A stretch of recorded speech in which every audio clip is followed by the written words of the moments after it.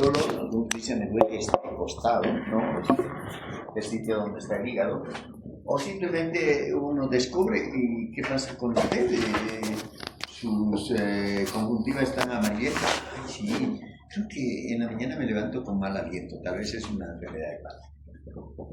O algunos vienen con esto, doctor, sabe que tengo debilidad, cansancio, y cada vez que hago pis, mi orina está bien oscura. ¿Y sus baños cómo están? Bien claros. Entonces, signo de que la enfermedad hepática está presente. O algunos vienen con diarrea, o algunas personas vienen, en especial los alcohólicos crónicos que tienen una afectación severa del hígado, vienen con hemorragias digestivas y demás. Entonces son los temas que vamos a avanzar. Características generales de las enfermedades hepáticas, las cirrosis hepáticas y las complicaciones fisiopatológicas, la hipertensión portal, la ictericia, la colestasis, la hepatitis viral, el absceso hepático, la hepatitis alcohólica, la hepatitis autoinmune, la enfermedad hepática inducida por fármacos y toxinas, la enfermedad de vía biliar intrahepática, los trastornos circulatorios y las malformaciones de la vía biliar. Y por último, vamos a hablar de las neoplasias. Cuando hablamos de las características generales de la enfermedad, ambas y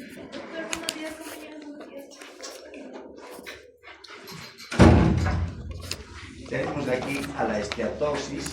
¿Qué es la esteatosis? Ya lo hemos hablado, la acumulación de grasa que la célula hepática no puede metabolizar. Puede estar degenerada esa célula o simplemente hay mucha grasa que le llega a la célula hepática, la infiltración grasa. Pero estamos viendo acá, en el hígado hay acumulación de grasa. Por cualquiera de los dos días hay una metamorfosis grasa. Pero nosotros lo describimos como esteatosis hepática. ¿Vale? Bueno, hablamos de la inflamación, se pueden producir procesos inflamatorios en el hígado, y las denominadas hepatitis. La regeneración, el hígado tiene una capacidad regenerativa bárbara. Tanto es así con que en los accidentes automovilísticos ustedes pueden perder el 80%, o el paciente puede perder el 80% de hígado y solo quedarse con 20%, y a partir de ese 20% puede regenerar un poco más y sobrevivir el paciente. O sea, no se necesita tener un hígado al 100%, solo un 20%, un 15% le permite sobrevivir o tener una vida llevadera normal al paciente, para que vean cuál es la capacidad regenerativa que tiene ese hígado. ¿Estamos? El fallo hepático, generalmente el fallo hepático se presenta por una destrucción masiva y súbita. ¿Qué quiere decir? Pronto puede ser que ustedes se hayan intoxicado, hayan tomado algún medicamento o algún tóxico, ese hígado empieza a bloquearse y al final todo el hígado empieza a tener una falla absoluta severa con necrosis, con muerte, una falla hepática severa. Tal el caso, por ejemplo, este fallo hepático se presenta en la fiebre amarilla, ¿no? El paciente se infecta y al tercer, cuarto día ya está con hemorragias porque el hígado está fallando al 100%, ¿no? Ya no produce factores de coagulación, etcétera, etcétera, y hay una hemorragia severa. La necrosis, miren, la necrosis, las células hepáticas se pueden morir, sí se pueden morir, ¿no? ¿Se puede necrosar? Sí se puede necrosar, pero ahí, vean el porcentaje, el 38% de los casos de muerte hepática o de las células hepáticas se debe a intoxicación, tóxicos y fundamentalmente el paracetamol. En la época de la pandemia los hospitales se llenaban de gente y decían, bueno, estoy mal, estoy completamente mal, creo que... Y bueno, los médicos decían, bueno, hay que internarlo, terapia intensiva, es COVID. Y en realidad no era COVID, o era el COVID, pero más que el COVID era otra alteración que tenía, y era una enfermedad hepática grave, ¿no? Porque resulta que los pacientes con COVID tenían fiebre y tomaban en la mañana un tiargin, era el paracetamol de 1 gramo, a media mañana otro paracetamol de 1 gramo, en la tarde otro, en la tarde, en la noche, etc. Tomaban como 5 gramos al día y lo normal, el tope máximo, 3 gramos. Imagínense, y esos pacientes llegaban al hospital. Doctores, que estaba con fiebre, ¿cuánto tiempo? 1 semana y no me bajaba el paracetamol nomás, pero obvio, les bajaba un poquito, pero producía la muerte del tejido hepático, ¿no? Entonces, y miren, 35% desconocida. No sabemos por qué se necrosa el tejido hepático, pero sí se necrosa, ¿no? El 14% de las necrosis se debe a el uso de medicamentos antituberculosis, ¿no? O el alotano como anestésico que utilizan en las cirugías. El 4% hepatitis A y el 8% a hepatitis B. Todo proceso, mire, primero empezó a almacenar ese hígado grasa, hubo alguna degeneración, se inflamó, se regeneró, hubo falla, una necrosis y al final, ¿qué pasa? Terminamos en una cirrosis. ¿Qué significa? Que ese hígado, una vez que se ha necrosado, lo único que hace es cicatrizarse. ¿Vamos? Entramos a una cirrosis. Entonces, cuando hablamos de la cirrosis, miren, me quedaría que esperar, che. Les he dicho a las 9. La cirrosis hepática, ¿no? Entonces, es una clasificación que lo ha hecho la ANEG en 1805, donde hablan que toda cirrosis tiene una fibrosis. Miren, este es el tejido hepático, pero este tejido hepático, miren, está como tabicado, como lobulado, ¿bien? Lóbulos, ¿no? Este es el tejido hepático aparentemente viable. ¿Y esto qué es? La cicatriz. En otras palabras, ¿qué es una cirrosis? Es una cicatriz que sufre el tejido hepático. ¿Ven? Entonces hablamos, fibrosis septal, sí, miren, es un tejido fibroso, un tejido cicatrizal como septos que están haciendo entre el parénquima hepático. Bueno, y aparecen los nódulos parenquimatosos regenerativos. ¿Cuáles son? Estos son los nódulos parenquimatosos regenerativos. Miren, si vemos que la superficie del hígado, cuando uno abre y ve como que si fuera una carita de una mujer o de un niño, etc., pero de pronto ves que es fierito, como que tiene la superficie de la chirimoya. Uno dice, si son grandes esos nódulos, miren, mayor a 3 milímetros, decimos cirrosis macronodular. Si los nodulitos son tan pequeños, menores a 3 milímetros, decimos cirrosis micronodular. Es un término que también van a utilizar en la parte de gastroenterología. Bioquímicamente, ¿qué encontramos alterado en una cirrosis hepática? Una elevación del factor de necrosis tumoral, ¿no? La interleucina 1, generalidad. ¿Dónde vas a entrar? ¿Pero a qué hora he dicho? Generalidades de las células de Kupffer, ¿no? Es que uno no se concentra, la verdad.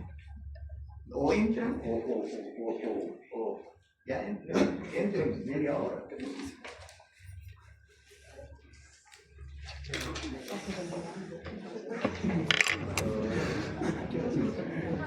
Yo seguiré, ¿no? Sí, continúa. ¿Continúa, chicos? Se fue, nos abandonó. Yo continuaré. Entonces acá, 2 cortes del tejido hepático, donde ustedes pueden observar que ese tejido hepático está siendo reemplazado por un tejido fibroso. Este es el hígado cirrótico en estadio terminal, ¿no? Y ven, hay masas regenerativas, pero por sobre todo hay tabiques fibrosos que separan toda esta estructura. Y además estoy observando una congestión, hay vasos venosos, seguramente que en vivo contenía sangre. Hablamos de miren, esta es una imagen donde abren el abdomen y lo que al levantar el epiploma, etc., lo que se observa es ese tejido hepático Miren, con esas nodulaciones. Esta es la cirrosis para nosotros visible, que debe tener aproximadamente unos 4, 5, 6 milímetros de diámetro, o quién sabe más. Para nosotros esto es una cirrosis macronodular.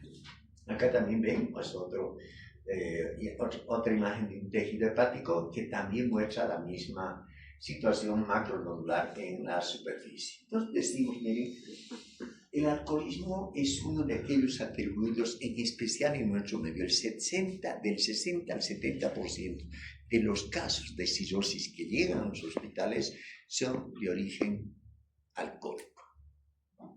Entonces, cuando alguien me dice que tiene cirrosis, debe tener un pasado de alcoholismo crónico. El 10% corresponden a hepatitis virales, a enfermedades biliares, a la hemocromatosis, es decir, cuando hay alteración en el metabolismo del hierro, que se pueden depositar en el hígado y producen esta hemocromatosis. Hay una cirrosis criptogénica, es decir, de aquella causa que tampoco está bien establecida, y otras que pueden ser raras, que sería una complicación por algún consumo de algún medicamento, que pueden ser raras, pero en general son estas. El 60 al 70% de las cirrosis son de origen alcohólico. Pero ¿qué pasa cuando un paciente tiene cirrosis? Asistimos a un paciente que tiene cirrosis y lo primero es que dice, tengo un problema. ¿Cuál? Lo vemos al paciente, ¿no? Entra a la consulta y lo vamos a ver como que más gordo. Dice, pero si no está comiendo, pero está bien hinchado, bien gordo, ¿no? Y lo que vemos es esto. Miren, en un principio, la ginecomastia tiene unos senos redundantes aquí, ¿no? Un crecimiento de los pechos, ¿no? Ginecomastia. El paciente viene desorientado, ¿no? Como que, doctor, si yo estoy bien, pero no sé por qué me traen, estoy bien, pero está variando, ¿no? Tiene una encefalopatía, tiene un problema, ¿no? En la visión, ¿cómo ve el paciente con cirrosis? Un paciente que tiene dificultad para ver, ¿no?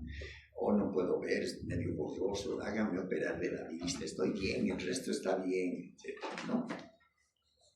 Y lo fundamental, algunos pacientes son internados por el problema de hemorragias, ¿no? Han tenido epistaxis, sangran por la boca, a veces están haciendo bañito y sangran por esa vía. Entonces dicen, no lo internaremos, creo que está el papá mal o el tío está mal y lo internan, ¿no? Que es donde les dicen es un paciente con cirrosis. Y las complicaciones que les estoy presentando pues son plausibles en ese tipo de pacientes, ¿no? Hay una coagulopatía, ¿no? Hay una hipoalbuminemia, claro, si ese hígado está tan chiquito que va a formar albúmina, ¿no? Una hipertensión portal y obviamente si no forma albúmina, el paciente tiende a edematizarse. Entonces vemos a los borrachitos, alguna vez los hemos visto al frente, bien gorditos, bien nutriditos, pero en realidad solo están edematizados. Y esos pacientes ya son candidatos para llegar a estas complicaciones severísimas, ¿no?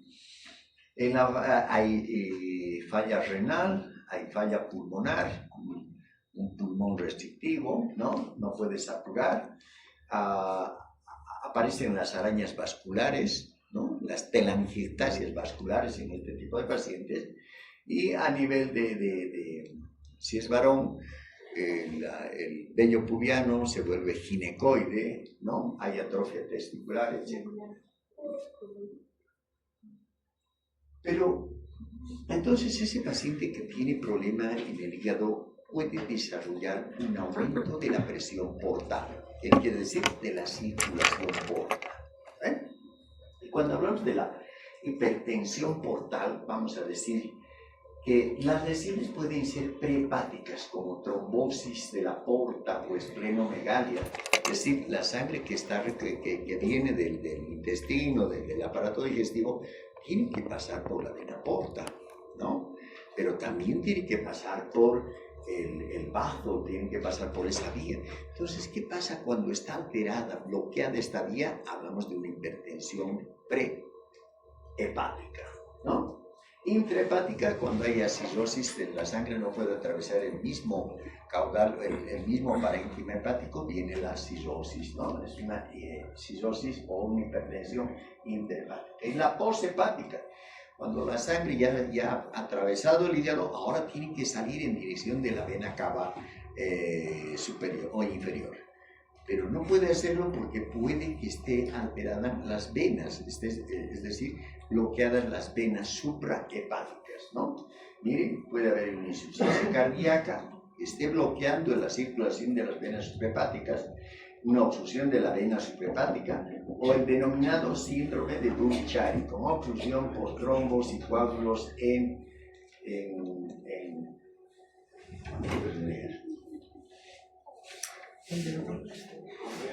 un aplauso le daremos, ¿qué les parece? Sí, bastante. Que se vengan a las 10 de la noche en la siguiente, ¿no? Que me lo pues que lo que llama gente. La siguiente puede ser sudo.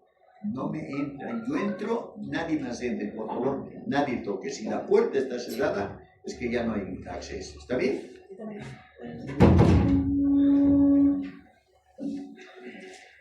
Bueno, entonces el síndrome de Bull-Chiari. ¿Qué es el síndrome? Bien conocido este síndrome, se lo debuta ahí en el gastro. Cuando uno dice, ¿qué tiene este síndrome? Lo único que tiene es trombosis de las venas suprahepáticas. Esto es el hígado, la vena porta, atraviesa su circulación y la sangre sale por la vena suprahepática. Pero esta vena suprahepática está trombosada y esta es causa también de hemorragia intraparenquimatosa. La ictericia, otro síntoma general que se presenta en patología hepática, es la presencia de una coloración amarillenta de la piel y escleras que manifiesta un fallo hepático o un fenómeno de hemólisis. Miren, entonces resulta que ¿cómo se forma el pigmento biliar? ¿No? Y uno dice, para acordarse, los glóbulos rojos viven 120 días, se van al vaso y después de 120-21 tienen que destruirse y se produce la hemólisis, ¿verdad? Se destruye normalmente la fisiología. Y bueno, al producirse la hemólisis liberan el pigmento G, ¿no? Hierro. Y este simultáneamente va a dar origen a ese primer pigmento que se llama biliverdina, ¿no? Este sigue su curso, llega al hígado, ¿no? A las células hepáticas y se convierte en una bilirrubina no conjugada, ¿no? O sea, también denominada bilirrubina indirecta, ¿no? Que más o menos tiene un valor, un nivel de valor normal de 0.7 miligramos por decilitro. Se vuelve soluble, ojo, esta bilirrubina es insoluble, por eso es indirecta. Se vuelve soluble, es decir, se puede mezclar con otras sustancias cuando se une a la albumina y lo transporta al hígado, y este es el que sí le da el color a la orina. Es decir, cuando uno va a hacer pipí, ¿qué está eliminando? Bilirrubina indirecta, ¿no? Cuando uno va a hacer popó, mire el popó, dice, se vuelve cafecito, lo que está viendo es la eliminación de la bilirrubina directa, la conjugada. ¿Está bien? Bueno, pero mire, se combina acá, se conjuga con el ácido glucurónido, con la participación de la UDP, ¿no? Transferasa, y se convierte en bilirrubina conjugada o bilirrubina directa, con un nivel con un valor de 0.3 miligramos. Si sumamos 0.7 y 0.3, tendríamos que tener aproximadamente un nivel de bilirrubina total de 1 a 1.2, 1.3, etc. ¿Está bien? Entonces el paciente tiene un color aparentemente normal. No hay variación, no hay ictericia. Pero ¿qué pasa si por alguna casualidad hay más destrucción de glóbulos rojos? Se incrementa y podemos tener valores de 2, de 3, y si sumamos 2 más 0.3, tenemos un valor alto. Estamos hablando de una ictericia, pero por bilirrubina indirecta. En el caso de que fallara la conjugación o se produjera alguna alteración en la excreción de esa bilirrubina directa, vamos a tener un incremento, aquí ya no vamos a tener 0.3, probablemente tengamos 1.5, 2, 3 o 4, también estamos hablando de una ictericia en base a un incremento de la bilirrubina conjugada o directa, ¿no? Entonces podemos decir que la ictericia es cuando supera la bilirrubina total, supera los 2 miligramos por decilitro. ¿No? A alguien le hacen el estudio, ¿cuánto tienes de bilirrubina total? 2, no importa si es la indirecta o la directa, pero aquí tú tienes ictericia. ¿Está bien? Bueno, ¿por qué se presenta ese ojo amarillento? Ya tendríamos que poner para el siguiente, colóquenle alguna cosita, un cartoncito para que pueda dirigirse, ¿no? Y no es difícil venir ahí con allá poner, qué sé yo, venir con un desarmadorcito, bajar un poquito y una cuñita, ¿no?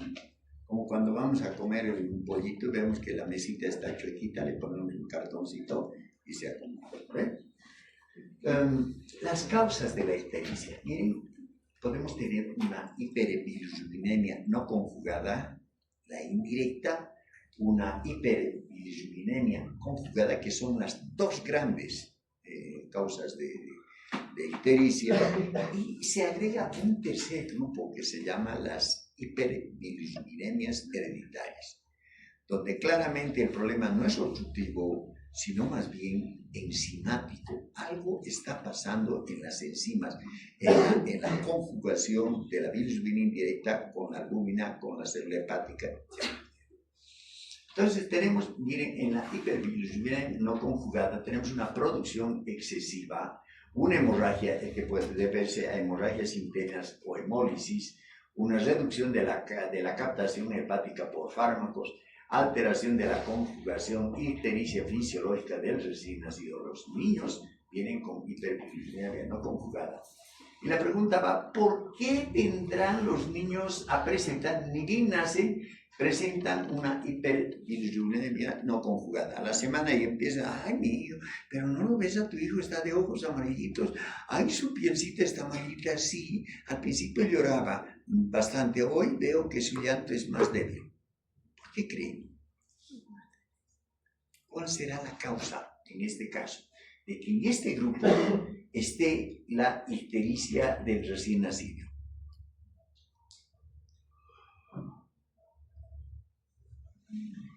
¿Por qué creen? Porque todos nacemos inmaduros. Entonces, uno de los tejidos que nace inmaduro es el tejido hepático, ¿no? O sea, ni bien nacemos, este tejido hepático, esas células hepáticas estarán trabajando a un 60%. El sistema nervioso, las neuronas estarán trabajando a un 40%. Los riñones estarán trabajando a un 40%. O sea, todos nacemos inmaduros. Por eso cuando alguna vez nos dicen, estás actuando como un bebé, como un inmaduro, tienes tanta inmadurez. O sea, como que estamos todavía, que nos falta un poco de madurar, ¿no? De alcanzar la madurez. Entonces, ¿ven? Aquí la ictericia se debe a una inmadurez. Esas células hepáticas todavía no están formando, ¿qué cosa? El ácido glucurónico. Entonces, obvio, les dan un poquito de pimento, gen, biliverdina. ¿Cómo están inmaduras? No pueden metabolizar. Entonces, ¿qué hacen? El médico, ¿qué dice? Los pondremos al solcito, ¿no? 2 minutitos al solcito, ¿no? O les harán fototerapia si están en un hospital, los introducen a una incubadora y les dan fototerapia por unos breves minutos, ¿no? Para de alguna manera coadyuvar a la eliminación de ese pigmento de bilirrubina, ¿no? Bueno, aquí hablamos de la conjugada. ¿Cuándo? Cuando teóricamente ya la bilirrubina ha llegado indirecta y se ha conjugado en el hígado, ahora tiene que despertarse, tiene que salir. ¿Por dónde? Por el árbol biliar, ¿no? Salir en dirección al intestino para servir en la digestión de los alimentos, ¿no? Miren, hay una disminución de la excreción, un déficit en el transporte de las membranas canaliculares. Es decir, yo como célula hepática ya lo he conjugado, pero no tengo los canalitos para eliminar, para ponerlos a los conductos excretores. Esa es la falla ahí, ¿no? Producción excesiva, hemorragias internas y hemólisis que también nos pueden dar un bloqueo, mucho exceso de bilirrubina indirecta que la célula hepática se bloquea y dice, tanto no puedo despachar, no puedo conjugar. Y allí se produce también un incremento de la bilirrubina conjugada. Las hereditarias, tenemos, miren, y se los he puesto esta en rojo, ¿no? En la primera, miren cuántas son. El síndrome de Creuer-Najjar, el Gilbert, el Dubin y el de Rotor. 3 grandes síndromes, miren, el Creuer-Najjar, el Gilbert, el Dubin, 4, perdón, no, Creuer, Gilbert, Dubin y Rotor. De estos, ¿cuál es mortal? El primero, el síndrome de Creuer-Najjar tipo 1, porque hay una ausencia total de las enzimas como la glucoronidrotransferasa, es decir, no hay esa enzima, no se conjuga. Y el niño tiene un pronóstico maldito, puede morirse en los meses siguientes. ¿No? Es la única. Miren, ¿por qué se mueren?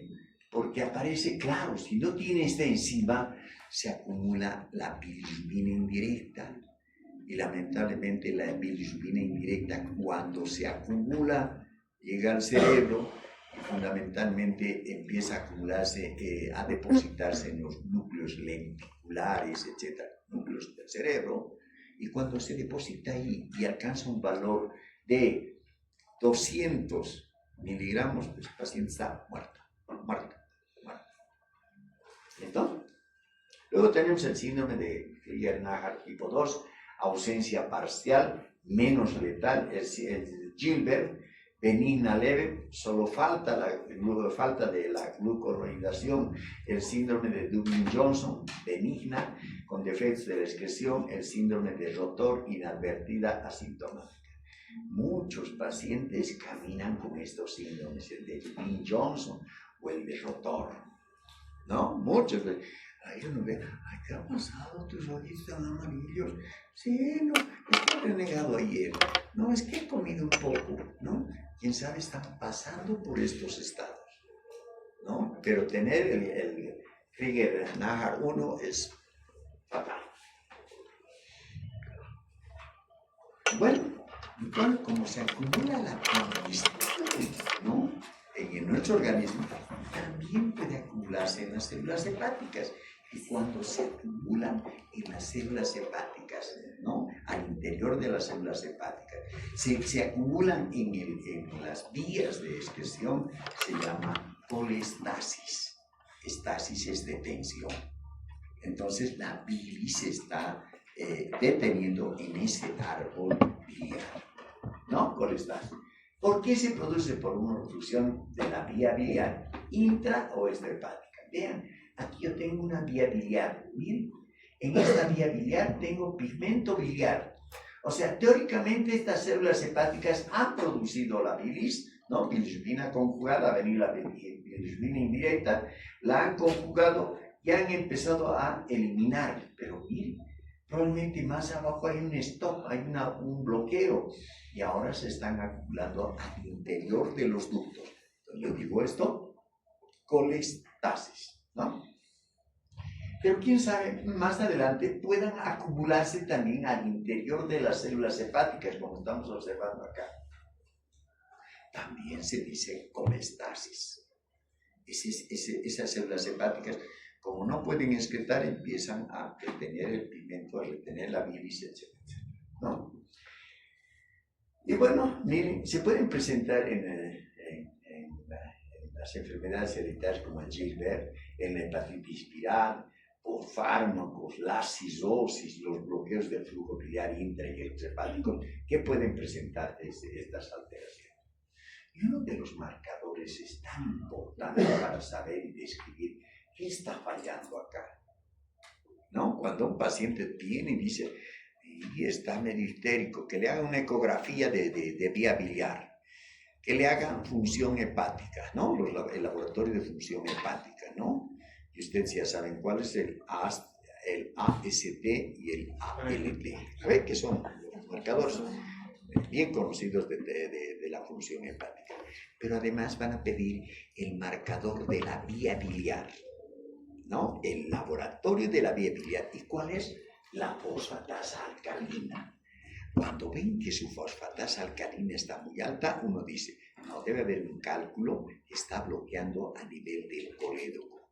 Parece que el hígado está funcionando bien, pero el problema de la colestasis, la ictericia, se debe a un cálculo, a una piedra, a un lito que está bloqueando justamente el colédoco. El problema está ahí. Cuando le hacen una ecografía, dicen, sí, hay un cálculo en vía biliar. Miren la colestasis. Entonces ya saben. Si el hígado está fallando, pedir fundamentalmente laboratorio. ¿Qué laboratorio? La ALT y la AST, además del ácido gamma butérico. Podemos pedir todos esos, no gamma butérico. Pedimos todos esos para ver cómo está trabajando ese hígado, ¿no? Pero además, por descarte, vamos a pedir la fosfatasa alcalina. Hay cuánta gente que hace todos los años, encuentra los valores de fosfatasa alcalina y dice, no, hay que entrar de inmediato. ¿Por qué? Porque hay un cálculo que está bloqueando el drenaje de la bilis. Y si no retiran ese cálculo, miren, al principio manifiesta con ictericia. Si no retiran eso, ese paciente va a complicarse con pancreatitis, ¿no? Por eso es fundamental reconocer, identificar el valor de la fosfatasa alcalina. Bueno, pero miren, además de aquello, se puede, la ictericia y la colestasis nos va a producir el famoso prurito, ¿no? Y los pacientes que vienen medio amarillitos están, doctor, sí, no sé, me siento mal, pero sus ojos están amarillos, sí, doctor, pero ya están así, hay mucho prurito. Y cuando uno ve la piel de estos pacientitos, empiezan a presentar unos puntos amarillos que se llaman xantomas cutáneos. Bueno, este es un hígado bien característico donde hay ictericia, colestasis, ¿no? Miren, hay una cirrosis macronodular, bien, parece una enfermedad, no un paro hepático normal. Bueno, entonces hablamos de esto, una hepatitis viral. Ahora entramos a las causas. Directamente hablar de una de las causas que ya las hemos mencionado como características generales. Hablamos de las infecciones hepáticas virales. Se puede producir una hepatitis inflamatoria por productos de grupos víricos como las hepatitis A, B, C, D y E. O sea, hay cuántas clases de virus de hepatitis. Algunos producen una hepatitis transitoria, algunas de por vida, como las hepatitis B y las hepatitis C, de por vida. Uno se contagia de eso y de por vida está. Uno tiene la hepatitis A, está en el momento, unas 2, 3 semanas, después C de 4 semanas, un mes y está, salió de la hepatitis. Pero en el caso de la hepatitis B y C es de por vida, ¿no? Bueno, la mononucleosis infecciosa, es decir, las infecciones por el virus de Epstein-Barr y fundamentalmente por el citomegalovirus, ¿no? Estos también los producen hepatitis. La fiebre amarilla, mortal la fiebre amarilla, ¿no? Paciente que viene del oriente han diagnosticado fiebre amarilla, alarma, y tratan de aislar, tratan de erradicar al mosquito transportador de este virus y bueno, mueren a veces 2, 3, 4 hasta que traten de erradicar al virus o al mosquito que está transportando. Y aquí vemos cómo el virus, miren, sea de hepatitis, mononucleosis, citomegalovirus, etc. Miren cómo hace. Las células hepáticas tendrían que verse con un citoplasma bien bonito, débilmente acidófilo, pero estamos viendo como si fuera que ese citoplasma está granulado. Claro, está produciendo la inflamación y el bloqueo de la función hepática que aparecen grumos en sus organelos, ¿no? Miren aquí, algunos parecen como si estuvieran balonizados, ¿no? Se dicen células hepáticas balonizadas igual hepatitis viral. Bueno, y ahora hablamos de que, miren, ¿Cuántos tipos de virus tenemos? El A, el B, el C, el D y el E, ¿no? Cada uno compuesto fundamentalmente o de ARN o de DNA. En el virus de la hepatitis A es RNA. Por eso uno pasa una semana, 2 semanas, 3 semanas y se autolimita. Pero los que quedan para siempre son aquellos en los que existe una constitución de moléculas de DNA o de ADN, ¿no? ADN, miren, aquí en el C, RNA pequeña estabilidad, RNA,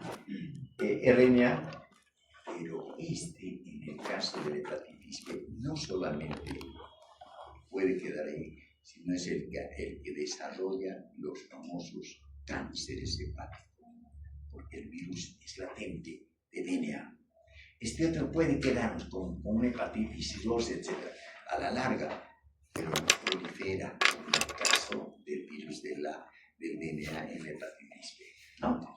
El contagio fecal oral para la A, en la B es sérica o parenteral, a veces estamos agarrando una agujita, o a veces tenemos una relación sexual, o hemos tomado contacto con algún líquido contaminado y podemos a veces, y eso toma en cuenta. Yo, por ejemplo, he tenido un caso, estaba haciendo una punción de un paciente y era de líquido peritoneal, yo pensé que era de tumor de líquido peritoneal, pero estaba drenando de interno, drenando el liquidito, y a mí nadie en la clínica nadie dijo que era hepatitis B. Pero en eso se suelta, se mueve así y la aguja sale disparada, el líquido goteando, y pum, yo estaba con mi lente y una gotita. ¡Ay, me asusté! Bueno, dije, creo que el chavo no, a tiempo se da mi ojo, pero de pronto voy y le digo, y su marcador, sí es hepatitis B, qué carajo, ¿por qué no dice? ¿Por qué no pone? A mí me han mandado la orden para punción por un problema tumoral de intestino. No había sido portador de una hepatitis B. Y bueno, tenía que lavar. Y ahora creo mi ojo ahí.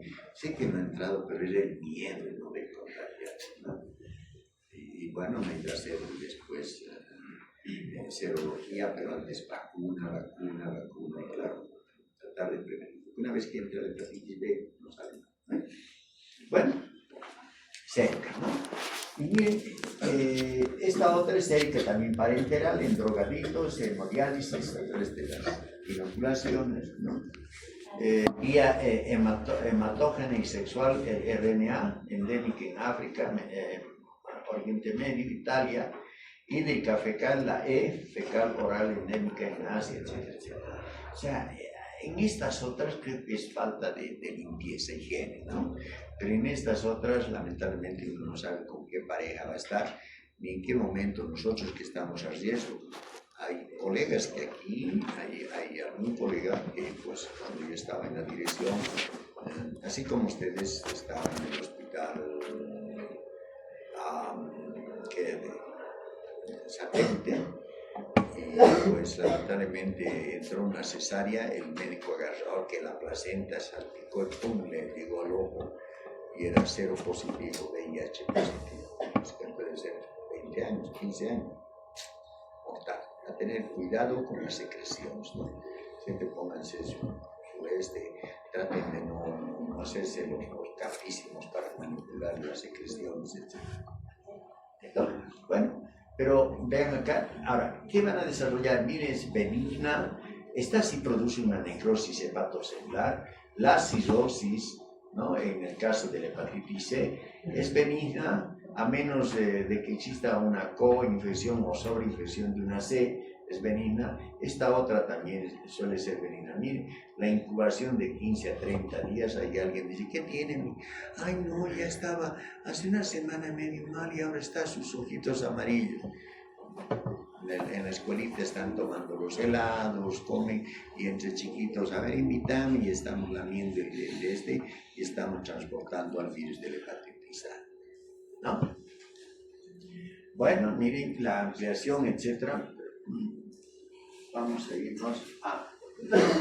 Pero ¿qué pasa cuando ya ha pasado de hepatitis? Fundamentalmente voy a referirme a la hepatitis B y a la hepatitis C, ¿no? Porque las otras se autolimitan, ¿no? Se autolimitan, a menos que hubiera habido una coinfección por hepatitis C o B. El resto se autolimita, ¿no? Miren acá, cuando yo tengo esta imagen, digo, este es el tejido hepático, sí, las células hepáticas. Pero miren este infiltrado inflamatorio. No se olviden que los virus, de alguna manera, atraen la presencia, no de neutrófilos, atraen de linfocitos. O sea, todas las hepatitis virales son hepatitis crónicas. Miren, linfocitos. Aquí también, miren, hepatitis crónica activa. ¿Qué quiere decir? Que de pronto había un poco de linfocitos, se sobreinfecta, otra vez se divide el virus y otra vez vuelve a aparecer más linfocitos, algunos leucocitos, neutrófilos, pues se dice hepatitis crónica activa. Pacientes que están bien, ya estoy bien, doctor, sí, qué bien, le damos de alta, vuelve de unos 3, 4 meses, doctor, otra vez me siento mal, no tengo ganas, tengo fiebre, tengo esto, lo internan, lo controlan y otra vez a la casita. Son las hepatitis crónicas activas. ¿Ya?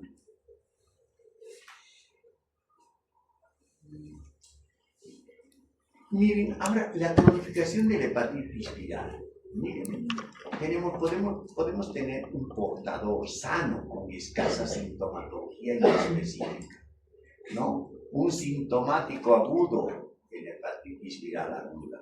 Periodo de incubación, la fase preictérica sintomática, la fase ictérica sintomática y la convalescencia. No por el hecho de que yo me haya contagiado de hepatitis voy a vivir desde ahora muerto toda mi vida, no. Nuestro organismo produce linfocitos, aplacan un poquito, ya lo detienen en la hepatitis, nuevamente la hepatitis por alguna casualidad se reactiva, ustedes no se han alimentado, han tenido 2 mujeres, 3 mujeres, un montón de cosas, se han emborrachado, no se han nutrido y automáticamente otra vez se vuelve a destapar la olla y el virus vuelve a replicarse. Entonces se produce una hepatitis crónica, se reactiva de unos meses, hepatitis crónica, reactiva, etcétera, etcétera, etcétera. ¿Ya? Bueno, y en esos momentos el paciente demuestra psicotericia, pero si le hemos curado hace un mes y otra vez esta tía está con este problema, entonces su hepatitis crónica activa. ¿No? Porque la hepatitis crónica no nos va a dar ictericia por sí sola. Tiene que reactivarse para darnos ictericia. Hepatitis viral crónica depende del conjunto de síntomas, cambios bioquímicos de la enfermedad hepática inflamatoria prolongada durante más de 6 meses. Y siempre hacer la prueba de estos exámenes, la ASLT, la ALT y la fosfatasa alcalina. Cronificación de una hepatitis viral. Miren, podría decir en este momento, levanten la mano aquellos que han pasado hepatitis A. Y seguramente que van a levantar unos 6, 7. ¿Quién no ha pasado hepatitis A? ¿No? Pero miren, nos quedamos así. ¿Se va a cronificar? No, rarísimo. No hay cronificación. Por eso hay cuánta gente que dice, ay, yo quisiera que mi niño pase una hepatitis viral A. Como que va a agarrar defensas. Porque dice que la hepatitis A, cuando se agarra de jóvenes o adultos, frita la cosa, ¿no? Bueno, la hepatitis B, en recién nacidos, aquellos que a través de la sangre materna se han contagiado, van a dar cronificación. Hepatitis C, pacientes infectados. Hepatitis C, rara. Hepatitis E no produce. Miren, la que no produce es el virus de la hepatitis C. Pasa en ese momento unas 2, 3 semanas, 4 semanas, 6 semanas y desaparece y nunca más vuelve a manifestarse la cronificación de la hepatitis E.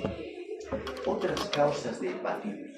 Miren, ya hemos hablado viral, pero estamos viendo que el alcoholismo es uno también de los más importantes en la producción de la hepatitis, ¿no?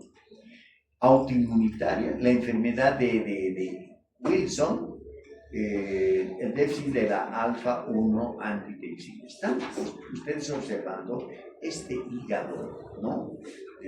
Pardo, medio naranja, marrón, Esta es la degeneración hepatolenticular, o sea, degeneración del hígado y además de los núcleos lenticulares por acumulación del pigmento biliar, ¿no?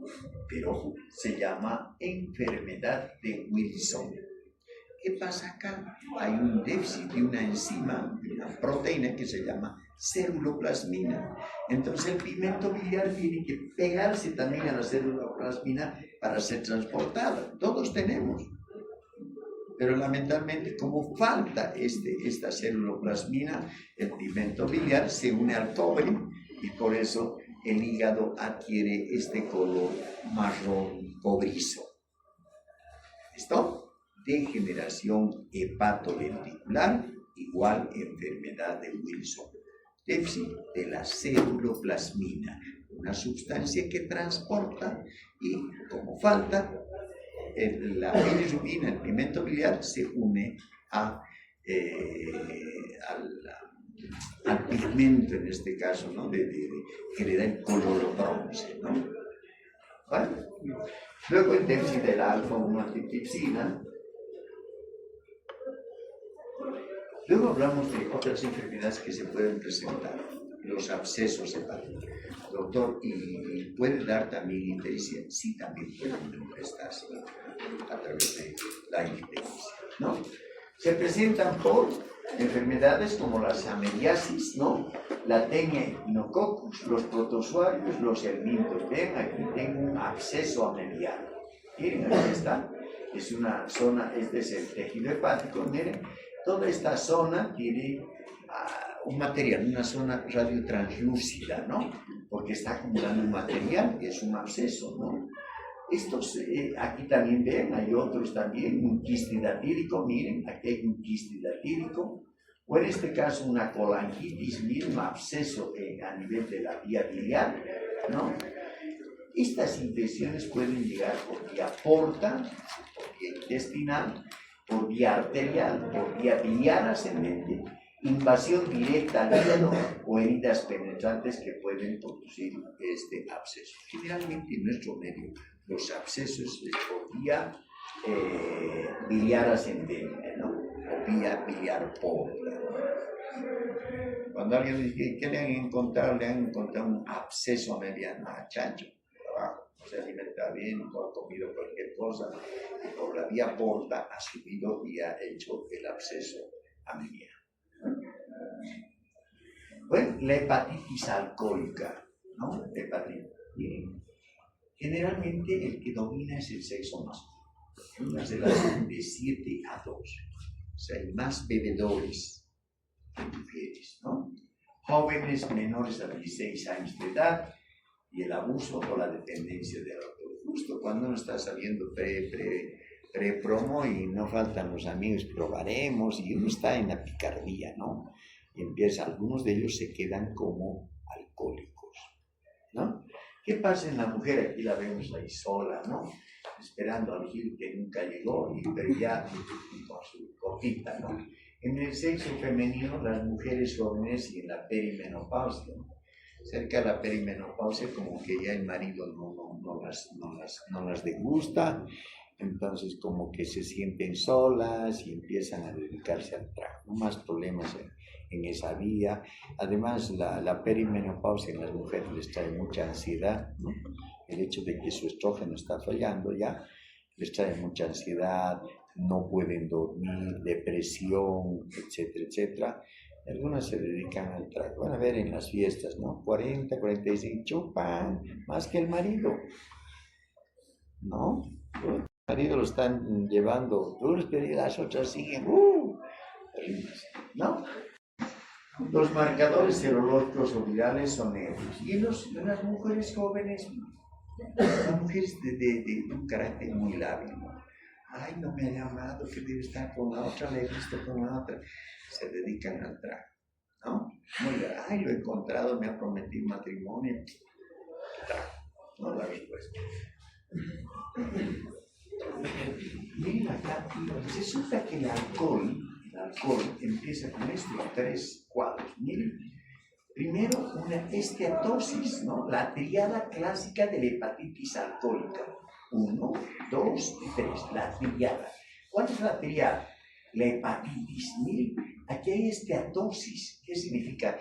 Que una célula ha acumulado grasa, ¿no?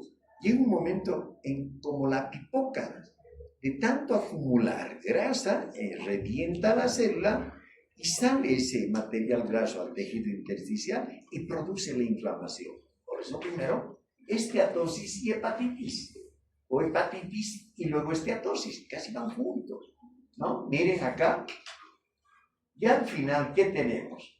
Aquí tenemos la cirrosis. Aquí en esta vía de la hepatitis y la hepatitis alcohólica estamos observando estos cuerpos que se llaman cuerpos de Mayori, característicos de la hepatitis alcohólica. Cuerpos de Mayori, estos cuerpos rosados al interior de las células hepáticas. ¿Listo? Luego hablamos de otra hepatitis. Hemos visto entonces que hay hepatitis viral, hay hepatitis alcohólica y ahora estamos viendo un tercer grupo que se llama hepatitis autoinmune. Podríamos decir que últimamente están apareciendo más casos de hepatitis autoinmune. Nomás la semana anterior, hace 2 semanas, se interna una señora de unos 34 años, 35, 32 años creo que es. Y se interna histérica y bueno, todos pensaron que era hepatitis B, me mandan la biopsia, encuentro lesión hepática, pero no puedo decir si es alcohólica, no puedo decir si es viral. Voy al laboratorio y el laboratorio, sus marcadores virales salen negativos. ¿Y ahora qué hacemos? La señora tiene antecedentes de alcoholismo, no bebe, es hermana, pero está histérica. En el tejido observamos gran cantidad de linfocitos y decimos, esta es una hepatitis autoinmune. ¿Qué quiere decir? Linfocitos se están bombardeando, están destruyendo a las células hepáticas. Generalmente en el sexo femenino se presentan infecciones y marcador celular donde existe una elevación del inmunoglobulina G y la anaelevación. Se asocia a otros síntomas de orden autoinmunitario. Fallecen a los 6 meses sin tratamiento y un 40% desarrollan cirrosis. O sea, que esa paciente de pronto diga, me duele además mi tiroides, tiroiditis autoinmune, tenga adrenalitis autoinmune. Entonces, cuando hay alguna enfermedad autoinmune, o tenga un lupus eritematoso, que es autoinmune, o tenga artritis reumatoidea, es autoinmune. Tranquilamente por esa vía uno puede entender que el hígado también está desarrollando una hepatitis autoinmune, más en el sexo femenino, En este año en el hospital, en la clínica de Achumani, creo que nos tenemos 6 casos de hepatitis, ¿no? Histéricos, le han hecho la biopsia, le han hecho todos los exámenes de laboratorio.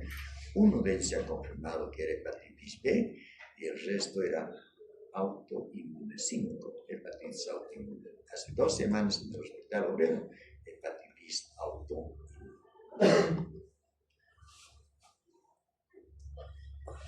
Pero también pueden producirse cambios hepáticos inducidos por otros tóxicos o fármacos. Miren, las tetraciclinas, los salicilatos, el etanol, el metotrexato, la aminodarona, van a producir cambios grasos en el hígado, ¿no? En las células hepáticas. El tetracloruro de carbono, el paracetamol, el paracetamol, identificado con una necrosis, ¿no? El alotano, la rifampicina, la isoniazida, la metildopa, el alotano. Miren, medicamentos que se utilizan para el tratamiento de la presión arterial, medicamentos que se utilizan para el tratamiento de la tuberculosis, pues también pueden desarrollar una necrosis hepática, ¿no? Y por eso, cuando van a hacer seguramente los esquemas de tratamiento para la tuberculosis, se hace un tratamiento triasociado o asociado de 4 medicamentos, ¿no? Pero le van dando a dosis, ¿sabes? La primera semana le vamos a dar esta dosis, ¿no? una tableta de esta, otra de esta, otra de esta, así en la mañana. Y después de 2 semanitas van subiendo, su dosis está. O de pronto dicen, no, el paciente está haciendo ictericia, está vomitando. Entonces, ¿qué está desarrollando? Una necrosis hepática. El INH, también un medicamento para la tuberculosis, la metildopa, nitrofurantoína, producen una hepatitis alta.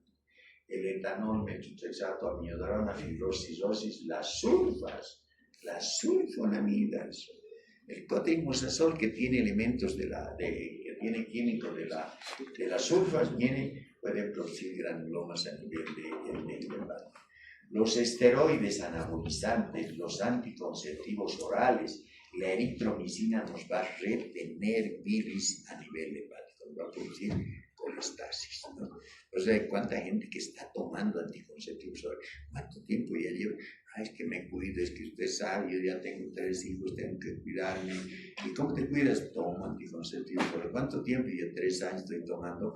Y miran las conjuntivas medio amarillentas. El paciente está haciendo ictericia, pero fundamentalmente, si vemos el hígado, también debe estar acumulando pigmento biliar, que se llama colestasis. Enfermedad de la vía biliar. Estamos saliendo del hígado y fundamentalmente en el hígado lo que hemos hablado es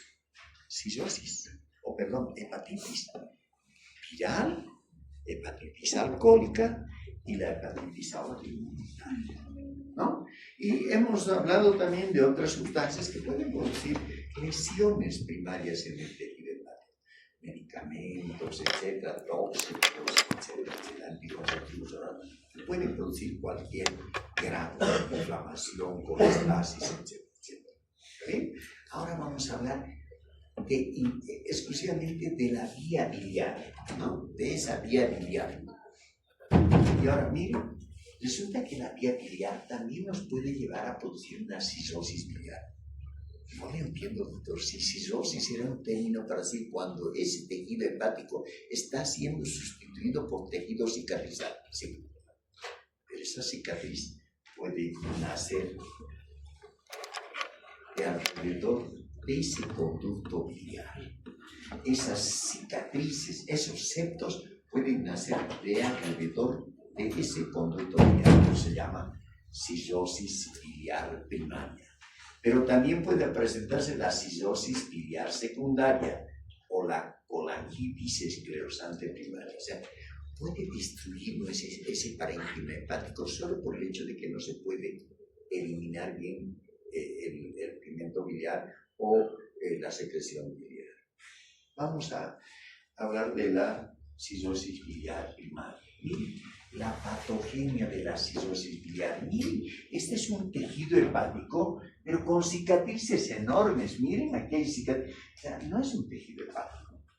Es como cuando nos vamos a comprar a veces un pedazo de pulpa y queremos comer un buen desayuno, ¿no? Llegamos con la carnecita bien rojita, llegamos a la casa y la mamá corta o nos preparamos el asadito. ¡Wow! Y cuando estamos mordiendo decimos, puro nervio, no tiene carne, ¿no? Medio nervio, sí. ¡Ay, qué feo! Mira, más nervio. Y estoy hablando de estos nervios, de estos tractos fibrosos, de estos tractos cicatrizales, ¿no? Y miren, yo digo, aquí está el árbol biliar y miren, a partir de eso está emergiendo estos septos. El árbol biliar y miren, aquí está el árbol biliar, miren. O sea, aquí el problema está arrancado en el árbol biliar. Y si yo hablo de la primaria, generalmente es autoinmunitaria. Miren, autoinmune. Con la expresión de una molécula del HLA, clase 2, en las células epiteliales y acumulación de las células T, o sea, el linfocito o sea, en otras palabras, tiene un HLA en cada conducto que es reconocido por los linfocitos. Dicen, no me gusta ese HL. Y pelean entre los dos el HL que está en la superficie y los linfocitos T, y automáticamente empiezan a producir inflamación, fibrosis, inflamación, y ahí tenemos la hepatitis, la cirrosis biliar primaria, ¿no? que causan destrucción inflamatoria no supurativa de los conductos. Todos los conductos se destruyen, ¿no? Biliares intrahepáticos de mediano calibre. ¿Qué pasa en la cistosis biliar secundaria? O sea, ya saben, la cistosis biliar primaria siempre es autoinmunitaria. ¿Ya? No me estoy, cuidado que me digan, me confundan, cistosis hepática. No, estoy hablando de cistosis biliar. El problema está en los conductos biliares. ¿Qué pasa con la cistosis biliar secundaria?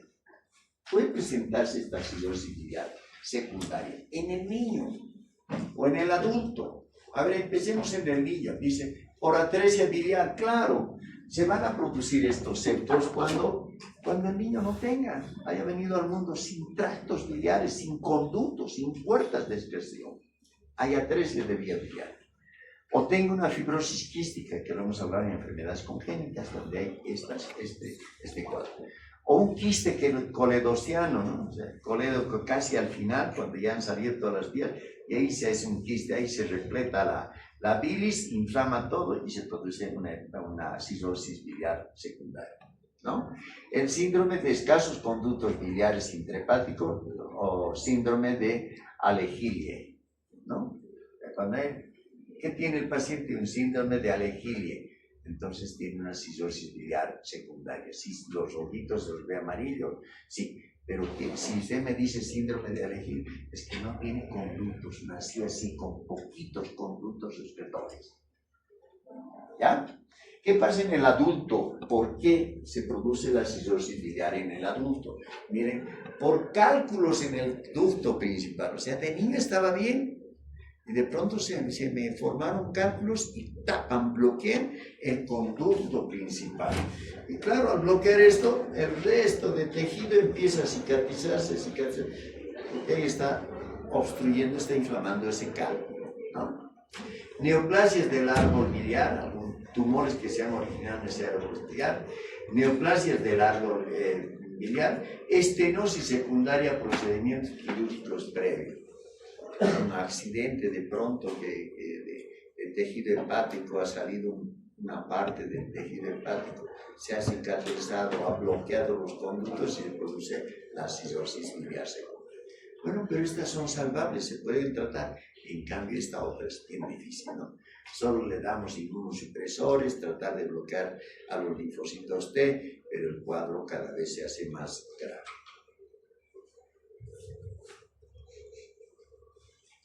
Morfología de una cistosis secundaria. Miren este hígado, como en chirimoya, ¿no? Chirimoya. Para nosotros este es una cistosis. El hígado es de consistencia dura y apariencia granular con pigmentación amarillo verdosa. La histología revela tabiques, no se me olviden tabiques, ¿no? Fibrosos anchos con infiltración neutrofílica, colágenes y los conductos, que termina produciendo cistosis micronodular con una apariencia verdosa por la éstasis biliar, cistosis biliar secundaria. Manifestaciones clínicas, no se olviden la ictericia, prurito, ¿no? Fatiga, molestias, un paciente que se va a venir si no tengo ganas, no tengo fuerzas, a veces me sube la fiebre, etc. Pero fundamentalmente ictericia es el marcador y el ¿no? Molestia abdominal seguida de santomas, esteatorrea, osteomalacia, osteoporosis. La causa de muerte es el fallo hepático y hemorragia masiva de varices con infecciones vesiculares. Wow, pues se va complicando cuando el cuadro ya es en un estadio final, ¿no? Bueno, ya que hemos hablado de eso, ahora hablamos de la colangitis. O sea, seguimos hablando de esta vía. Hemos hablado de una cistosis biliar primaria, que era autoinmunitaria, la cistosis biliar secundaria que se presentaba en el niño o en el adulto. En el niño es que no tenía conductos. A ver, hay atresia o pocos conductos que había, como en el síndrome de Alejilie, o en el adulto, que hay un cálculo que está bloqueando, ¿no? Que hay algo que está obstruyendo esa parte, ¿no? O simplemente haya tenido un accidente y lamentablemente se ha volado esta vía, ¿no? Se ha cortado y han tratado de reparar y hasta el momento no se repara bien. Eso nos va a llevar a la cirrosis biliar. Pero estamos viendo que también este árbol, el colangio, puede inflamarse. Miren, se llama colitis esclerosante primaria, ¿no? Este árbol biliar, miren, aquí yo tengo este árbol biliar, y este árbol biliar está rodeado de linfocitos, miren, como que se parece a la cistosis biliar primaria, ¿no? Porque hemos dicho de carácter autoinmune, es que miren, se caracteriza por infiltración de linfocitos. Miren, ese árbol biliar está lleno de linfocitos que está estenosando, que está bloqueando en algunos casos en los sitios donde se inflama más. A ver.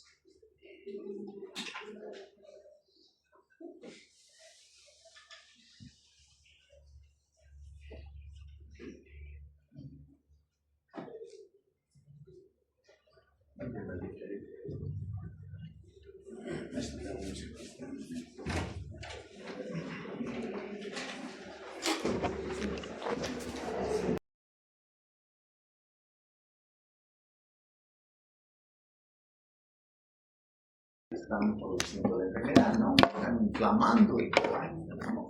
La patogenia, su causa parece ser la secreción de una citosina proinflamatoria. Aquí no es el HLA, como en el caso de la cirrosis biliar primaria, sino una sustancia que induce a inflamar el colágeno, seguido de una infiltración de células T en el estroma de los colágenos.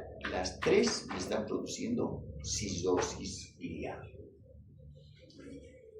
Puede existir malformaciones en ese árbol biliar, ¿no? Qué sé yo, un árbol biliar me gustaría ser directo, qué sé yo, con ramas, pero puede haber malformaciones en ese árbol biliar. Y aquí tenemos las 4 malformaciones: el complejo de von Meyer-Burg, la enfermedad de poliquística hepática, la fibrosis hepática congénita y la enfermedad de Caroli, ¿ya? 4 enfermedades que, de alguna manera, malformaciones que van a traer algunas alteraciones.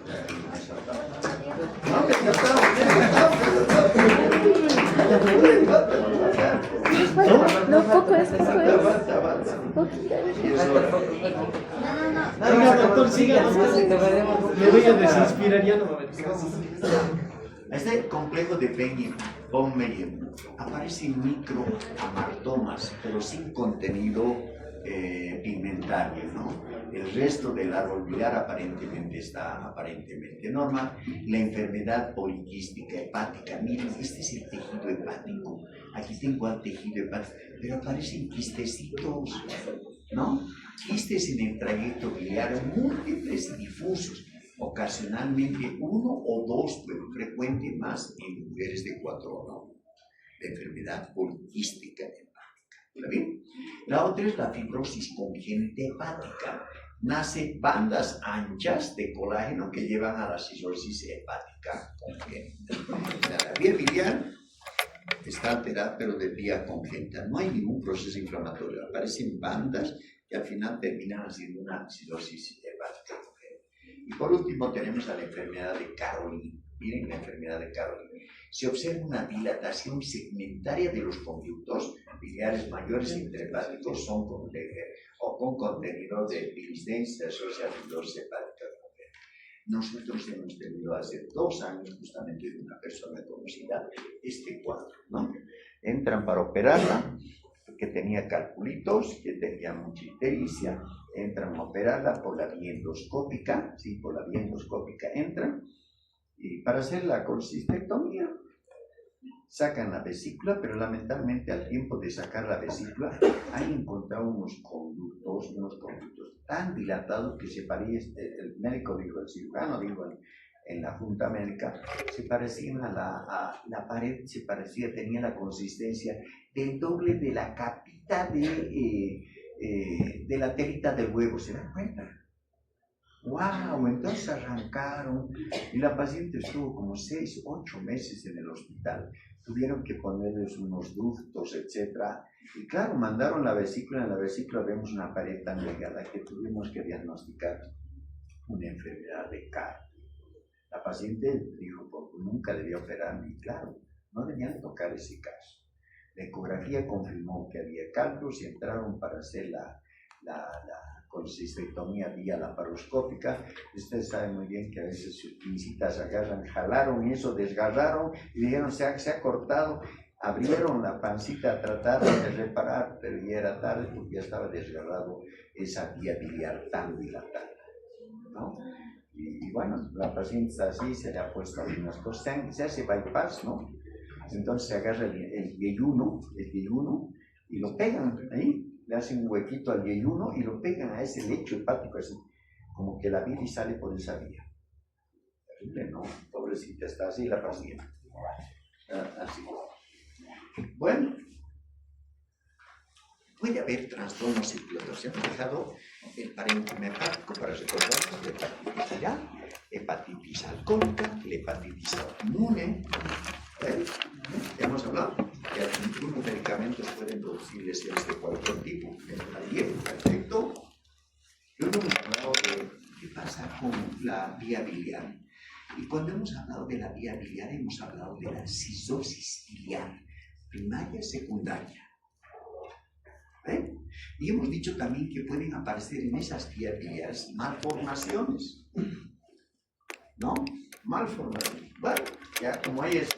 Ahora hablamos de los trastornos del hígado, pero trastornos del flujo circulatorio. Alteración del flujo sanguíneo intrahepático, alteración del flujo sanguíneo que atraviesa el hígado y alteración del flujo sanguíneo que sale del hígado. ¿No?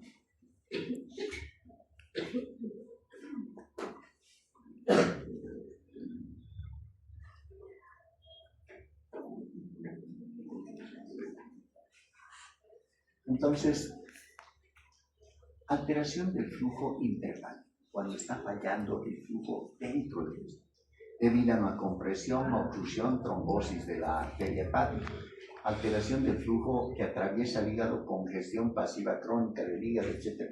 Y vamos a hablar de este cuadro que se llama peliosis. Peliosis, muy chiquita la vena, no nos amplifica bien. Peliosis. ¿Qué es la peliosis? Es la dilatación de los sinusoides por sangre. No hay alteración de vasos. Esos sinusoides que se dilatan tanto y se llenan de sangre, ¿no? Peliosis, ¿no? Miren, esto también nos puede producir una congestión pasiva crónica con necrosis, etcétera, etcétera, ¿no? Y por último, la alteración del flujo sanguíneo que sale debido a trombosis, y aquí entra el síndrome de Bucci. ¿Se acuerdan? Les dije, Bucci es cuando hay trombosis en las venas suprahepáticas, trombosis suprahepáticas y las venas cava inferior. Neoplasias, ahora sí. Cuando hablamos de las neoplasias, vamos a decir que en el hígado pueden ser asiento de neoplasias benignas como el adenoma hepático y los hemangiomas hepáticos. Doctor, ve estas patologías y esta, en especial asociados al consumo por mucho tiempo de anticonceptivos orales. Líguenlos, adenoma hepático con anticonceptivos orales por mucho tiempo. Malignas, el carcinoma hepatocelular, el colangiocarcinoma, el carcinoma metastásico. Podríamos decir que el carcinoma hepatocelular generalmente está asociado al virus de la hepatitis B, ¿no? Y a veces tiene marcadores de la hepatitis C, pero marcadores de la hepatitis B igual carcinoma hepatocelular. Paciente que ve cáncer hepático, tener hepatitis B, ¿sí? Que lleva a producir este tipo de cáncer. Adenoma hepático relacionado con el uso de anticonceptivos orales que han ingerido. ¿Qué significa? O algunas embarazadas, ¿no? También que pueden presentar esto. ¿Qué significa adenoma? Es como si yo, es como un saco, ¿no? De pronto vieron este bultito, este nodulito de crecimiento de tejido hepático muy autónomo y yo digo, adenoma. Si soy mujer y he consumido por mucho tiempo anticonceptivo, adenoma hepático secundario al uso de anticonceptivos orales. Si estoy embarazada y me hacen la ecografía, me encuentran este nódulo, digo, adenoma hepático del embarazo. Una masa puede medir hasta los 40 centímetros, pesar 2.5, puede ser tan grande, empezar así como un botoncito y ser tan grande, ¿no?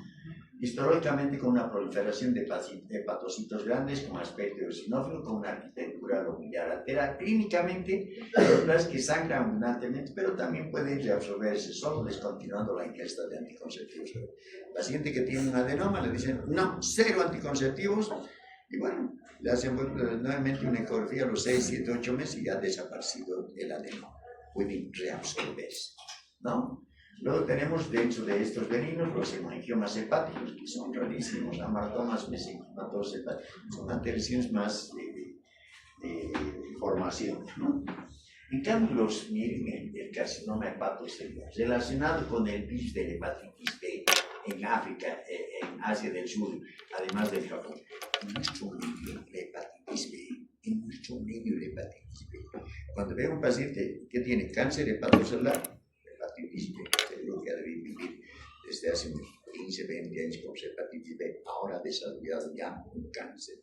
Pero ¿qué pasa en América del Norte? Miren, se relaciona más con la hepatitis C. La hepatitis C está siendo mediador de la formación de un cáncer, pero en América del Norte. O sea, en ciertas zonas es más la hepatitis B, pero en América del Norte la hepatitis C, ¿no? Es una masa solitaria o múltiple más de color café con hemorragia o verde biliosa. Las células tumorales pueden tener un patrón lobular de replicación, masas, nidos, etc., ¿no? Clínicamente causa mucho dolor. El paciente ya dice, me duele el hígado, me duele. Van a hacer su ecografía y hay una masa, ¿no? ¿Usted tiene hepatitis? Sí, estoy con hepatitis ya tanto tiempo. ¿Qué tipo de hepatitis? Hepatitis B, cáncer hepatocelular, ¿no? Y miren, y a veces el diagnóstico es tardío, ¿no? A veces cuando ya la masa es tan grande, ya no hay nada que hacer porque ya ha dado metástasis a pulmón, ¿no? Y el paciente está escupiendo y dice, tengo tos y está sacando sangre, le hacen una tomografía o una radiografía de pulmón y encuentran derrame, hay tumor en los pulmones y ya esto es una metástasis. Miren, empezó con hepatitis B y hoy de años se está debutando con un nódulo, una masa hepática y ahora con otra masa hepática metastásica a nivel pulmonar. No se olviden, carcinoma hepatocelular sin metástasis, ¿no? Exámenes para realizarse la AFP, ¿no? El antígeno de fetoproteína. Si es menor a 300, pues no hay metástasis, no hay nada. Pero si es mayor a 300, 600, 1000, es un carcinoma hepatocelular. Indirectamente, a través de estos exámenes de laboratorio, estamos determinando. Los colangiocarcinomas relacionados, y está fasciolasis hepática. Eso que lo han llevado el año pasado en parasitología, la fasciola hepática, ¿no? Hay cuánta gente que desarrolla colangiocarcinomas y están en los hospitales, pero resulta que se han comido carne de vacuna o carne de oveja que ha sido contaminado. ¿Alguna vez han visto eso? Yo he visto en mi año de provincia, se morían las ovejitas, les abrían, les carneaban y salían como tallarines, pues, no tallarines, son chiquitos, ¿no? Como hojitas, ¿no? Y cualquier cantidad blanca en la vía biliar, ¿no? Y a veces, qué sé yo, han comido huevos, se han infestado y hoy vienen a los hospitales con un colangiocarcinoma. La fasciolasis hepática es relacionada con un colangiocarcinoma. Es un tumor original en los ductos biliares de pronóstico muy malo. Les diagnostica eso, va a morir, no tiene ni quimio ni nada. Carcinoma metastásico originados en el tracto gastrointestinal, pancreático, pulmonar, o sea, de otros lugares que pueden llegar al hígado. Y bueno, estas son miren el carcinoma hepatocelular, ¿no? Todo el hígado está con estas lesiones. Miren, el cáncer está por acá, está en todo lado, ¿no? la histología del tipo de células, cómo el hígado ha sido reemplazado por estos grupitos de un colangiocarcinoma, este es un hepatocarcinoma y el colangio, ¿no? Como si estuvieran proliferando estos pequeños colangios, estos pequeños grupitos, ¿no? Con eso sí,